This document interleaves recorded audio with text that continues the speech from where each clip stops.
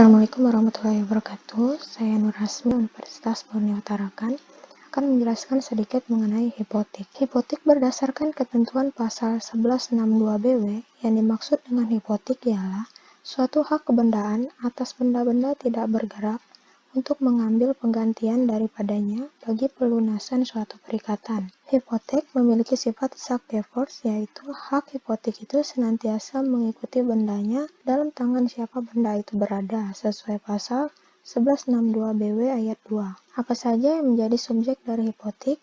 Yaitu pihak-pihak yang terlibat dalam perjanjian hipotek. Yang pertama, pemberi hipotek. Yang kedua, penerima hipotek. Bisa perseorangan atau badan hukum yang memenuhi syarat sebagai subjek hak milik, hak guna bangunan, dan hak guna usaha. Apa saja objek hipotek? Berdasarkan pasal 1164 BW, objek yang dapat dibebani hipotek ialah sebagai berikut. Yang pertama, benda-benda tidak bergerak yang dapat dipindahkan. Yang kedua, hak opsa atau hak numpang karang, yaitu hak kebendaan untuk mengurangi gedung bangunan atau tanaman di atas tanah orang lain. Yang ketiga, hak menunjuk hasil.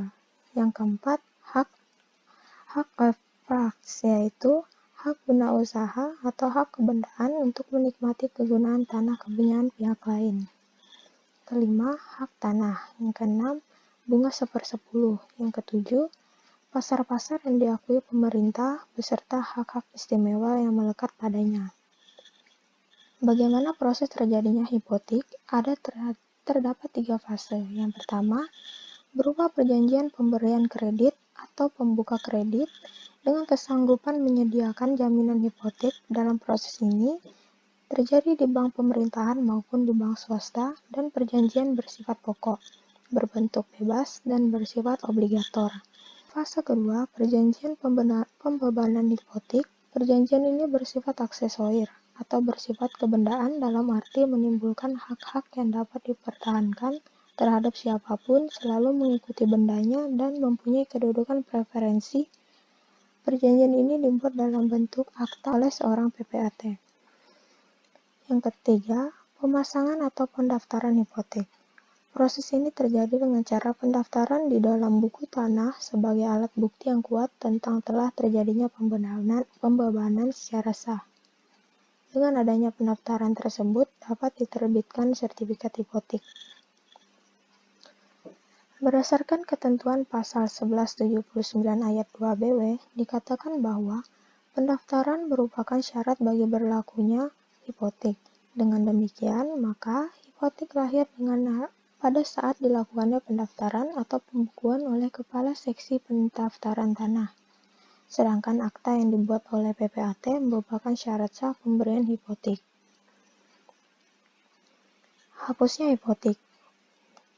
Menurut pasal 1209 BW, hapusnya hipotek terjadi karena 3 hal. Yang pertama, karena hapusnya perhutangan pokok.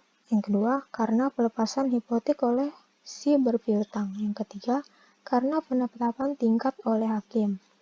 Selain hapusnya hipotek, menurut ketentuan pasal 1209 BW tersebut, kemudian berdasarkan Surat Edaran Menteri Dalam Negeri 27 Oktober 1970 nomor 10/241/10, hapusnya hipotek itu dimungkinkan karena hapusnya hak atas tanah yang dibebani, dan tanahnya kembali dalam kekuasaan negara. Kemungkinan hak atas tanah itu sebagai berikut. Yang pertama, jangka waktu berakhir. Yang kedua, dihentikan sebelum jangka waktu berakhir karena suatu syarat batal telah terpenuhi. Yang ketiga, dicabut untuk kepentingan umum. Yang keempat, dilepaskan dengan sukarela oleh yang punya hak atas tanah. Dari ketentuan tersebut, di luar kemungkinan yang secara formal ditentukan dalam undang-undang, masih ada kemungkinan lain di luar undang-undang untuk hapusnya hipotek.